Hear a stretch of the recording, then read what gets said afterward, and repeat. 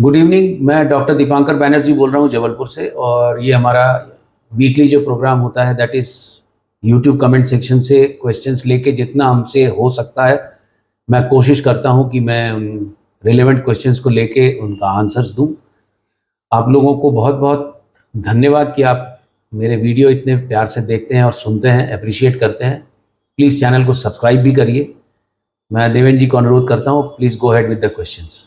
Very good evening sir. Good evening. Adenomyosis में IVF के success होने के चांसेस कितने होते हैं? ये क्वेश्चन बहुत इंपॉर्टेंट है क्योंकि जो आईवीएफ कराने आती हैं महिलाएं, जो लड़कियां, यूजुअली यदि एज बढ़ती है तो यूट्रस में कई तरह की प्रॉब्लम्स आती हैं। उस प्रॉब्लम में एक बहुत ही disturbing problem adenomyosis. Basically adenomyosis होता क्या है? एडिनोमायोसिस का मतलब, एडिनो का मतलब होता है ग्लैंड, मायोसिस का मतलब, मायो का मतलब होता है मसल, और एडिनोमायोसिस मतलब मसल के भीतर ग्लैंड की बीमारी। मतलब जो आपका बच्चेदानी है, उस बच्चेदानी के लाइनिंग में जो ग्लैंड्स होती हैं जो कि बच्चे को धारण करने में हेल्प करती है, जिससे सिक्रीशन निकलता है, खाना मिलता है, ऐसी ग्लैंड यदि यहाँ डेवलप हो जाए तो उसको एडिनोमायोसिस बोलते हैं। इस एडिनोमायोसिस के कारण इन ग्लैंड का जो सिक्रीशन या रिसाव है वो यहाँ इकट्ठा होने लगता है, तो ये यूट्रस बड़ा हो जाता है, फूल जाता है। जब ऐसा होता है तो जब हम इसमें भ्रूण ट्रांसफ़र करते हैं तो इसमें ब्लड सप्लाई आने का चांस वो कम होने लगता है। तो एडिनोमायोसिस एक बहुत बड़ा प्रॉब्लम होती है एम्ब्रियो ट्रांसफ़र फेल होने के लिए। तो मैं क्या करता हूँ, एडिनोमायोसिस यदि है तो मैं एग्स निकाल के उनका फर्टिलाइज करा के ब्लास्टोसिस्ट बना के उसको पहले फ्रीज कर लेते हैं। यदि एक बार दो बार एम्ब्रियो आप पूल कर लीजिए, फिर इस एडिनोमायोसिस को ट्रीटमेंट देने के लिए GnRH एनालॉग का ट्रीटमेंट देते हैं। थोड़ा ये जब सूखता है उसके बाद में हम इसमें एम्ब्रियो ट्रांसफ़र करते हैं। तो ये आईवीएफ का प्रोसीजर डिफ़िकल्ट है थोड़ा, बट कई बार हो जाता है। हस्बैंड और वाइफ दोनों सिकल सेल कैरियर हैं, तो क्या बच्चा अफेक्टेड हो सकता है? बिल्कुल हो सकता है। ये बहुत इंपॉर्टेंट क्वेश्चन है। मैं कई बार इसका जवाब देता रहता हूँ कि यदि हस्बैंड कैरियर है, वाइफ भी कैरियर है, तो आधा खराब आधा अच्छा लेके ये जीवन जी रहे हैं। जो आधा अच्छा है, सिकल सेल में रेड ब्लड सेल की बीमारी होती है, हीमोग्लोबिन कम रहता है। यदि आधा अच्छा है तो ये उतने कम हीमोग्लोबिन में अपना जीवन चला लेते हैं। पर ये दोनों मिलके यदि बच्चा पैदा करने का सोचेंगे तो ये आधा और ये आधा मिलके यदि कोई बच्चा या बच्ची कुछ भी बने, तो यदि ये पूरा खराब हो गया तो इसमें सिकल सेल डिजीज हो सकता है। मतलब इसमें ब्लड ट्रांसफ्यूजन बहुत ज़रूरत है, बहुत सारी तकलीफ़ें होती हैं। यदि ये आधा और आधा अच्छा मिलके यदि बन जाए तो ये बच्चा अच्छा भी हो सकता है, और आधा खराब आधा अच्छा मिलके ये जो दो कॉम्बिनेशन बनेंगे ये वैसे ही बनेंगे जैसे हस्बैंड वाइफ है। तो इसको बोलते हैं कैरियर। तो बच्चा कैरियर भी हो सकता है, बच्चा अच्छा भी हो सकता है, और बच्चा डिजीज्ड भी हो सकता है।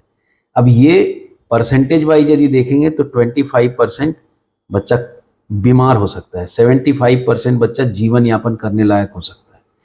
क्या होगा आप कह नहीं सकते। तो आप जब प्रेग्नेंट होते हैं, यदि ये लेडी प्रेग्नेंट होती है तो 3rd मंथ में CVS करा के एक जांच होती है, कोरियन विलस सैंपलिंग करके आप जेनेटिक टेस्ट करा के ये देख सकते हैं कि जो भीतर पल रहा बच्चा इनमें से कौन सी वैरायटी का है। इनमें से कोई भी वैरायटी आप में आ सकती है, तो ये जांच कराना बहुत जरूरी है। आईवीएफ कॉस्ट हर पेशेंट में अलग अलग क्यों होती है?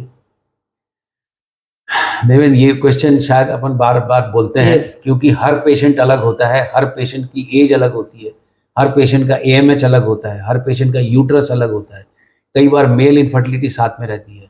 तो आप एक बेसिक IVF तो बोलेंगे वो तो सेम है, पर जो ही हम उसके साथ में दूसरे ऐड ऑन करेंगे तो वो टेस्ट उसका कॉस्ट बढ़ता जाता है। अब किस में बढ़ेगा, कितना बढ़ेगा? आज जैसे 2 केसेस बहुत ही पुअर AMH के और अपने ही अंडे से करना चाहते हैं, तो उनका ओवेरियन रिजुविनेशन ऐड हो गया। अब उनका हम यदि IVF करते हैं 1,80,000 में, तो उसमें फ्रीजिंग भी करनी पड़ेगी, तो वो एक अलग हो गया। पर यदि कोई पेशेंट जिसका AMH बहुत अच्छा है तो उसका कॉस्ट हो सकता है हम केवल 1,20,000 में भी कर सकते हैं, प्लस हिस्टोस्कोपी यदि उसको आप अलग से लो तो आप देखोगे कि ये डिपेंड करता है पेशेंट के कपल के कंडीशन के ऊपर, वाइफ की कंडीशन कैसी है, हस्बैंड की कंडीशन कैसी है। कई बार रिकरेंट प्रेगनेंसी लॉस में हमको एरा कराना पड़ता है, तो ये चीज़ें कस्टमाइज्ड होती हैं। इसलिए आप हमसे यदि डायरेक्ट पूछेंगे तो देवेन हो सकता है आपको एक रेंज बता दें, तो तब ये क्वेश्चन आता है इस रेंज में हम कहाँ फिट होते हैं। तो वो आप कहाँ फिट होते हैं जब आप हमको दिखाने आते हैं, जब हम आपका असेसमेंट करते हैं, तब बता पाते हैं कि आपको कितना खर्च होने वाला है और क्या क्या लगने वाला है। क्या सिंगल एम्ब्रियो ट्रांसफर से प्रेगनेंसी होती है? बिल्कुल होती है। सिंगल एम्ब्रियो ट्रांसफ़र तो हम कोशिश करते हैं, खासकर जिनके पहले सिजेरियन हो रखे हैं उनका हम सिंगल एम्ब्रियो ट्रांसफ़र करते हैं। कई बार यदि 2 अच्छे ब्लास्टोसिस्ट बने, ओवेरियन रिजर्व ठीक नहीं है, तो हम दोनों ट्रांसफ़र नहीं करते हैं, हम एक रख लेते हैं, एक ट्रांसफ़र करते हैं। सिंगल एम्ब्रियो ट्रांसफ़र का यदि आप इंटरनेशनली देखोगे तो उसका सक्सेस रेट 2 एम्ब्रियो ट्रांसफ़र के बराबर ही होता है, पर कुछ school of thought 2 embryo transfer करने बोलते हैं।